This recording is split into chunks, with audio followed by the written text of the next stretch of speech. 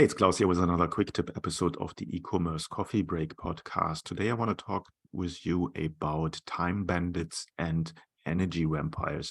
So you might ask yourself, what has that to do with e-commerce? Now, quite easy and quite straightforward, a lot. So as an entrepreneur, as a solopreneur, as a business owner of a small, medium enterprise, the most valuable asset that you have in your business is your own time. Most of my coaching clients are all over the place. They have 1,000 different things on their plate all the time. And the biggest issue they have is time and clarity. So we want to look into time bandits and find out what energy vampires are. Let's start with time bandits. This was a hint or a tip that I got from my own business angel about 20 years ago. And it came out that that was a really, really good tip that he gave us back in the time. So a time bandit is either a person or a task in your business that is just stealing your time. Now, you want to find out what are the time bandits in your life, in your business, maybe even in your private life. And the easiest way there is to find out, okay, what are the tasks that take the most away from you, and what are tasks that are not crucial that you do them, but you can outsource them. The easiest way to find out what kind of time bandits you have in your business is going in and do a time audit. So you do an assessment of what you spend your time with and with whom you spend your time with, and then basically write it down, make a list, and be very accurate with that. Every task you do this for a week or two. So you need to do it for a bit to make sure that the recurring tasks that you have in your business are covered with that as well. You don't have to do it by the minute, but write down just on a notepad or on, I don't know, there's some apps as well there, what the task is and how much time it takes during the day. You might know that there's also apps which record your screen time on what you do on your phone and how long you're on your browser and then WhatsApp and so on and so forth. So it's basically the same concept. So you just want to note down what tasks you are doing, how much of these tasks are actually then important that you do them. So once you have written everything down for a week or two, you go there and do the assessment, the audit, and then you basically take over on a new piece of paper all the ones that are important, and you're the only person who can do it. And everything else that's secondary, B level, C level, whatever, you put on a different plate, on a different sheet of paper. And then you think about what kinds of these tasks that you're dealing with are really time bandits. So either they are low-level tasks, tasks that you can outsource, things that you don't necessarily need to do, and so on and so forth. And then you start restructuring your day by focusing only on the things that make you money. So you always want to work on the things that are the closest to the money to bring you money into the business. And everything else should be outsourced and might be cheaper than your time is there. Also, on the other level, time bandits can be people. So are you dealing with people in your business that taking away time from you, either by just talking stuff and then nothing is happening, they're just stealing your time in one or the other way.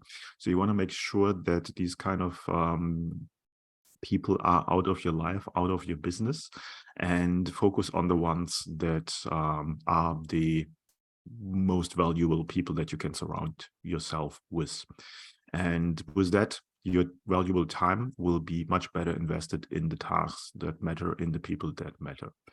Now, when it comes to energy vampires, they're slightly different. So I looked it up on the interwebs to give you a definition there.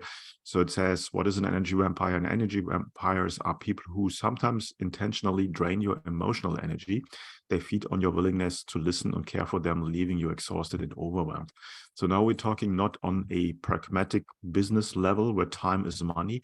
We're talking about an emotional level. You only will be a happy entrepreneur if you're motivated to work on your business and with people that motivate you to pull it or push in the right direction. So if you have people on your team or in your environment, that might be a partner, that might be a business partner, your private partner, I don't know, anywhere in your day-to-day life, might on the private or on the business side, who sucks your energy by their own attitude or by their doing, then this is an energy vampire. And again, they are the same with like the time bandits. You want to get rid of them. So a energy vampire can somebody who doesn't take accountability or responsibility. People who are a lot of bitching and gossiping, they're always involved in some kind of drama. They try to outmatch you. They always try to be the better than you. They want to make their problems your problems. And they just have a bad attitude in general. So they criticize you, they bully you, they intimidate you, and so on and so forth. So if these people are not crucial to their business, get rid of them. So you want to get all of these energy vampires out of your life.